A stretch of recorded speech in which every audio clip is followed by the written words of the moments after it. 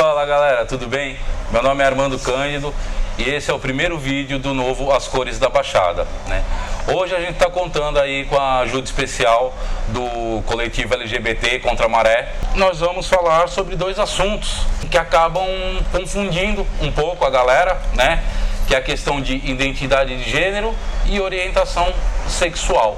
Para falar desses dois assuntos, a gente está aqui com o Thomas, que é um homem trans e estudante de psicologia. Então ele vai poder falar um pouco mais para a gente com propriedade, né, sobre esse assunto. Thomas, obrigado pela sua participação. Eu que agradeço. Tá? Os termos orientação sexual e identidade de gênero, eles dizem respeito a dois pontos diferentes de uma mesma pessoa. E a expressão gênero, ela começou a ser utilizada em 1955 para diferenciar a questão social e psicológica do homem e da mulher. Mas, segundo a filósofa Simone de Beauvoir, né, não se nasce mulher, torna-se mulher. Entre as décadas de 70 e 80, as ciências sociais reforçaram a separação entre a questão do gênero e do genital, do sexo. Ou seja, orientação sexual, ou na verdade identidade de gênero, não tem nada a ver com a forma com que a pessoa faz ou deixa de fazer sexo. Mas, como eu já falei, essa é uma questão que confunde muito a galera, né? Então, o pessoal acha que o fato da pessoa ser trans, ela obrigatoriamente é homossexual, né? Que só não é homossexual quem é cisgênero. Mas parece que não é bem isso, né, Thomas? Explica um pouco pra gente. Não mesmo. Na verdade, quando a gente pensa em comunidade LGBT, é muito bacana, porque eu tenho dois cenários completamente diferentes. Eu tô falando, como você mesmo já falou, eu tô falando de orientação sexual e eu estou falando de identidade de gênero. A orientação sexual, ela é muito mais falada de forma geral na mídia, eu acho que ela é muito mais abordada, e agora as questões de identidade de gênero e as questões de gênero, não só da comunidade trans, a gente também está falando do movimento feminista, a gente está falando de vários estudos, ela brinca com isso, ela abre bem para debate. Falar de orientação sexual é falar para onde a minha orientação, o meu interesse, a minha atração, ele está voltado. Ou seja, se eu estou falando, quando a gente fala de comunidade LGBT, a gente está falando do L, a gente está falando do G, a gente está falando do B, e também tem as pessoas pansexuais, assexuais, e aí a gente abre pra caramba. E quando a gente fala de identidade de gênero, eu estou falando do papel que eu desempenho na sociedade, do que eu me identifico. Eu tenho um padrão lá, a gente vive numa sociedade binária, eu tenho um homem e a mulher, e eles estão lá imaculados e eu me identifico, eu, Thomas, como homem. A partir disso, o meu papel socialmente, o que eu desempenho e mais uma série de coisas que ao mesmo tempo são abertas, né, porque tem lá o padrão de masculino, mas eu também faço a minha masculinidade, é uma coisa subjetiva, é uma coisa que eu construo, ela é basicamente isso, assim. Então, quando eu falo de identidade de gênero, eu estou falando de homens trans, que é o meu caso, estou falando de mulheres transexuais, estou falando de travestis, estou falando de pessoas não binárias. Falar de pessoas não binárias é muito bacana, porque foi como eu falei um pouquinho atrás, a gente vive numa sociedade extremamente binária, existe homem e mulher, existe o preto, o negro e o branco, existe, enfim. E existem as pessoas que não cabem nesse conjunto. Ela não tá se enquadrando nem no que se entende como homem perfeitamente, mas sinceramente, se a gente for pra lá pra pensar, ninguém se enquadra no que se entende por homem hoje socialmente, muito menos mulher. E nem se enquadra no que é entendido como feminino, no que é entendido como mulher. E aí, a partir daí, essa pessoa ela passa a construir a identidade dela de uma maneira muito singular e cabe basicamente a ela, assim como todas as pessoas, mas especificamente falando de pessoas não binárias, cabe somente a ela determinar exatamente quem ela é, como ela constrói essas questões. Diz uma coisa para mim, Thomas. Hoje no Brasil, quais seriam as principais demandas políticas, né, da população transexual e dos travestis? das travestis. Isso, perdão, das travestis. Quando a gente fala de demanda, assim, em termos de política, a gente vive num país extremamente violento para as pessoas trans. A gente vive num país que, de longe, ele mais mata travestis e transexuais no mundo. Existe uma pesquisa que é feita por uma ONG europeia que ela aborda muito bem isso, mas ao mesmo tempo eu acho ela um pouco sem base, porque como a gente vive num país extremamente violento, extremamente transfóbico, e a gente está falando da mídia também, a base dessa pesquisa é feita através de notícias que tem de assassinatos de pessoas trans. O que é bacana, é uma fonte, teoricamente seria uma fonte legal se os jornalistas respeitassem as identidades de gênero das pessoas mortas. Então, muitas mulheres transexuais e travestis que são mortas são noticiadas como homens que viviam ou que eram conhecidos por, e isso é extremamente, isso é um segundo assassinato, na verdade, né? A pessoa, ela é morta numa circunstância, assim, na maioria das vezes com requintes de crueldade, e aí a mídia vai lá e acaba com ela de novo, colocando o nome de registro e desrespeitando totalmente aquela pessoa. Então, a base dessa ONG é usar essas notícias. Só que se nem todas as notícias são feitas de uma forma adequada, a ONG acaba não considerando. A gente, nos últimos... de 2008 para cá, o Brasil, ele tem um índice de assassinato de pessoas trans que é quase 4 vezes maior que o segundo lugar, que é o México.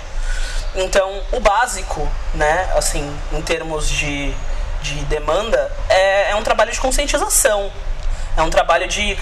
quase um trabalho de sensibilização da pessoa, pra gente ter que provar que, na verdade, pessoas trans e travestis são gente. E isso é muito triste, isso. Começa daí, começa do respeito. Outra demanda muito interessante, uma demanda muito emergente nossa, é a questão do nome.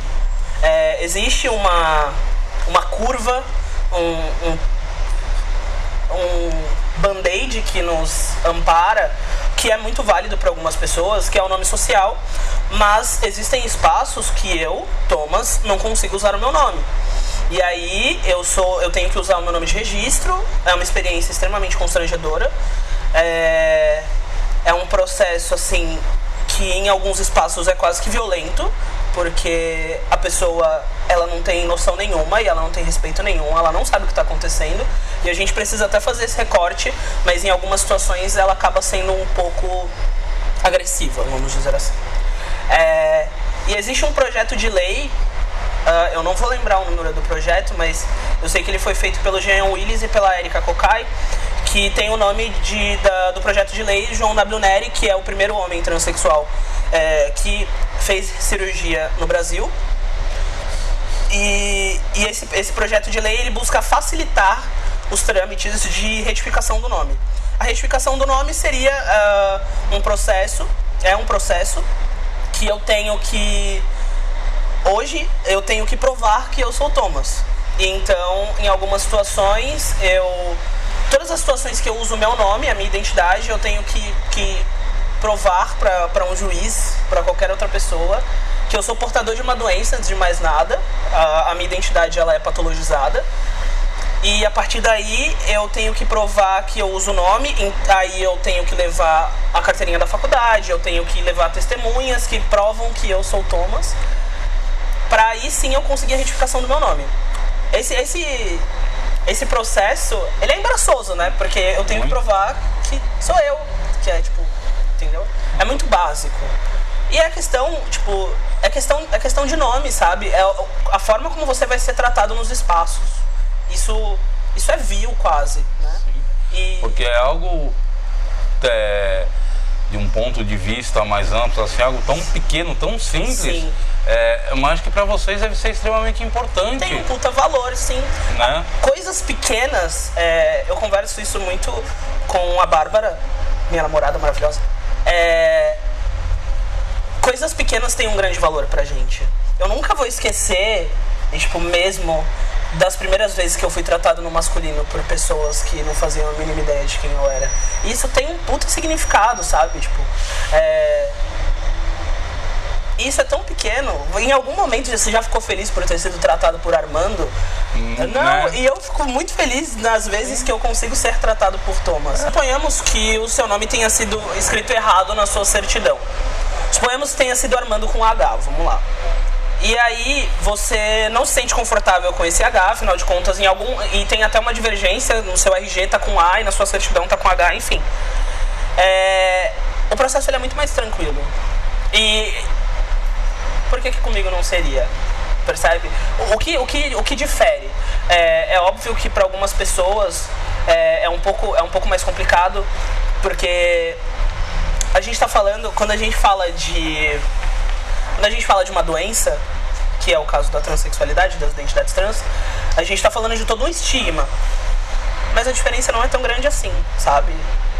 É um nome que definitivamente não me representa, não me contempla de maneira alguma, então, porque é treta, sabe? Tipo, deveria ser muito mais simples, mas infelizmente não é. E o uso do banheiro também é outra questão, tipo, muito louco isso, né? Tipo, banheiro, xixi, mas o que mais tem é relato de mulheres transexuais que são expulsas dos banheiros femininos. E é muito louco, porque essa questão do banheiro é o que definitivamente mais fode a minha cabeça. Porque pensando numa mulher transexual, num banheiro masculino ela vai sofrer violência física. No banheiro feminino, em algumas vezes, ela sofre violência psicológica. Ela sofre violência verbal. E, porra, ela só quer fazer xixi, sabe? E, tipo, os argumentos são muito baixos tipo... É um homem num banheiro feminino, o que definitivamente não é, gente. Homens vão no banheiro masculino e mulheres vão no banheiro feminino, tá bom? E é uma questão, assim, tão básica, de necessidade fisiológica, é o teu corpo, sabe? Tipo, tu quer mijar só, tu quer, sei lá... E no caso dos homens trans, é a questão da violência mesmo. Em alguns espaços, eu tenho muito, muito receio de ir no banheiro. E numa das primeiras vezes que eu fui no banheiro masculino, a Bárbara não queria soltar minha mão, porque ela tava nervosa, era um espaço que não tinha ninguém, tava escuro, mas eu precisava mijar, cara, pelo amor de Deus. E essa angústia o tempo todo, sabe? É esse medo de você ser rechaçado em alguns espaços, ou de não ser, de ter a tua identidade respeitada, ou não ser... É você sair de casa e você não saber o que vai acontecer. Você não sabe se você vai ser tratado no masculino, você não sabe se você vai ser tratado no feminino. É um mistério. E nem sempre o mistério é bom. Então, só pra gente voltar um pouco na questão da diferença da identidade de gênero e orientação sexual, que eu não sei se chegou a ficar evidente. Tão claro, tão evidente. Vamos lá. Assim, já quando você já citou a Bárbara, né, sua namorada. Então assim, você é um homem trans. Sim. E namora com uma mulher. Sim. Logo na cabeça da maioria das pessoas, né, ou pelo menos de boa parte delas, vocês têm uma relação homoafetiva. E pelo que eu entendi, não é bem isso. Como é que funciona? Vamos colocar isso um pouquinho melhor. Orientação sexual e identidade de gênero são categorias que definitivamente todas as pessoas têm, tá? Não é pelo fato de eu ser trans que eu tenho orientação sexual e identidade de gênero e você, suponhamos que você seja hétero, não me interessa. Você não tem. Eu tenho a minha identidade de gênero, eu sou um homem transgênero hétero e você é um homem cisgênero hétero, talvez. Não importa. Então, a gente precisa categorizar e afirmar isso constantemente, que são duas categorias e o fato de eu ser trans já não anula a minha sexualidade. Eu tenho uma sexualidade, ela pode ser, assim, por um acaso do destino, calhou de infelizmente ser hétero, porque ninguém é perfeito. Mas eu poderia ser gay, ou eu poderia ser bi, ou eu poderia ser pan. É uma construção minha. E a identidade de gênero, muitas pessoas acham que, sei lá, de alguma forma eu evoluí, sabe? Tipo, eu era tão sapatão que eu virei homem. Primeiro que ninguém vira nada, isso é um argumento, assim, muito, muito, muito tolo, muito infantil. E segundo, que que eu sou hétero. A gente sabe que você, né, é aluno de psicologia e assim, eu queria saber qual que é a relação das pessoas trans com a academia, né, com a universidade e com a educação de uma forma geral. Então, dá pra gente fazer um filme só com essa questão, mas vamos lá. A psicologia, as psicologias, né, de forma geral, elas esbarram constantemente na questão da sexualidade. Se a gente começar a falar de Freud aqui, a gente vai esbarrar constantemente na questão da sexualidade. Mas, em contrapartida, na academia, é um cenário hostil, assim, para pessoas trans. E falando da faculdade de psicologia, que é o curso que eu faço, eu tô no 4º ano da faculdade, vou entrar no 5º agora, em 2017. Eu tive uma aula sobre essas questões. E a gente está falando, e quando a gente fala do processo de transição, que é o processo que as pessoas trans, a partir do momento que elas começam a entender a identidade delas e começam a se empoderar e assumir signos considerados femininos ou masculinos, a gente chama de transição.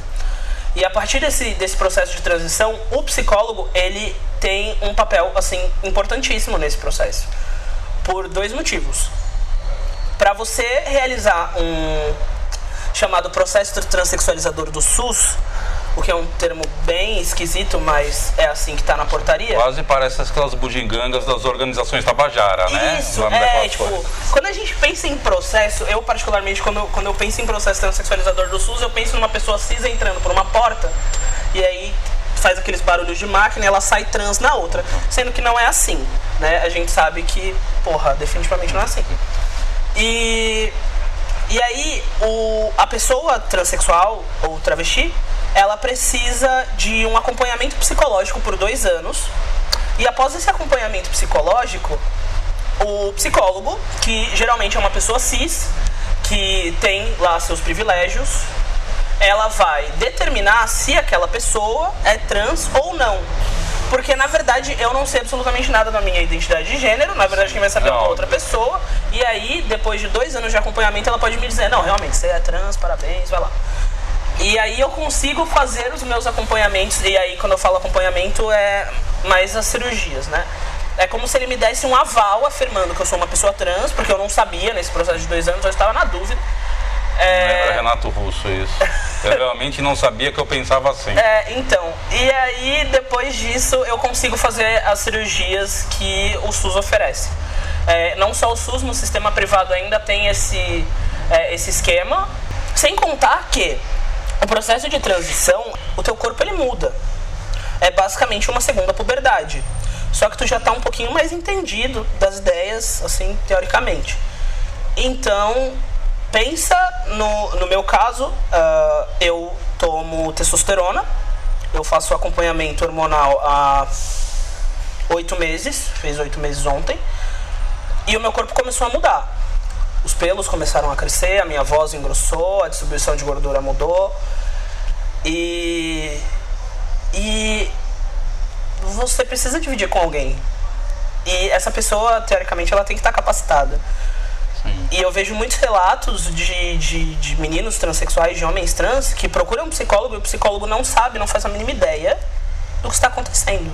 Ele não sabe diferenciar orientação sexual e identidade de gênero. Ele não sabe o que é uma pessoa trans. Ele não entende, assim, e aí a gente está falando de tratamento. O papel principal do psicólogo é acolher. Sim. Ele tem que acolher aquela pessoa. É uma pessoa que está sofrendo. É uma pessoa que olha no espelho e não se enxerga. É uma pessoa que... Existem casos de automutilação. Então, percebe a dor que aquela pessoa está sentindo, e aí ela chega num profissional, uma pessoa que tem CRP, que é licenciada e tudo mais, e ela não tem preparo algum. Ou ela acaba fazendo umas falas assim extremamente transfóbicas, extremamente problemáticas. É assustador. Eu tenho assim pavor. Mas, ao mesmo tempo, sou uma pessoa extremamente otimista. O Conselho Federal de Psicologia, ele tem uma campanha de despatologização das identidades transexuais. Existe a campanha feita pelo CFP, E existe a campanha feita por um movimento latino-americano, só que é uma campanha internacional. Stop Trans Pathologization, é super legal, dá uma pesquisada e tudo mais. Legal. Outubro foi o mês de combate à patologização das identidades trans, e aí é um movimento super interessante que tem umas pautas assim bacanas que envolvem também as pessoas intersexo. E aí o Conselho Federal de Psicologia, em 2014, se eu não me engano, se eu não estiver falando besteira, ele deu início a essa campanha e ele busca orientar os psicólogos que buscam essa ajuda. Só que alguns psicólogos não buscam essa ajuda, né? Aí a gente fica nessa contrapartida. Mas, de forma geral, o Conselho Federal de Psicologia tem uma posição super bacana em relação às identidades trans. Buscam ter sempre uma visão não patologizante e acolher essa pessoa em sofrimento mesmo, o que é super legal, o que é super válido. E existe algum curso na nossa região, no nosso estado ou no Brasil de especialização para psicólogos para tratar com essa questão? Então, existe o bom senso de você pesquisar, né? Curso de fato não há. Já aconteceu. Eu tenho um canal, Cavalos Marinhos. E aí a gente busca informar e tudo mais, trazer essas questões básicas sobre pessoas trans. E aí já calhou de um psicólogo procurar a gente, tipo, buscando informações, porque existem resoluções e tudo mais, só que algumas pessoas não se pegam muito nessas informações, e aí vai se pegar numa teoria de 1920, que não é muito bacana pra gente atualmente, não desprezando o cara, mas enfim. É porque o homem não descobriu mais nada de 1920 pra cá, né? Não, na verdade... Tudo foi descoberto até lá. Tá super atual. Tá tudo ok.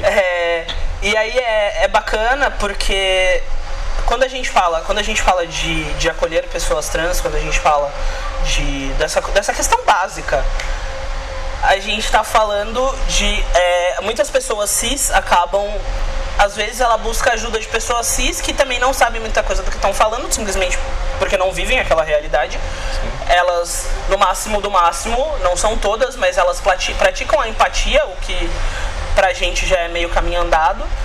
Então, é essencial quando a gente fala de acolhimento de pessoas trans ou até mesmo acolhimento de pessoas LGBTs, é básico a gente escutar as pessoas LGBTs.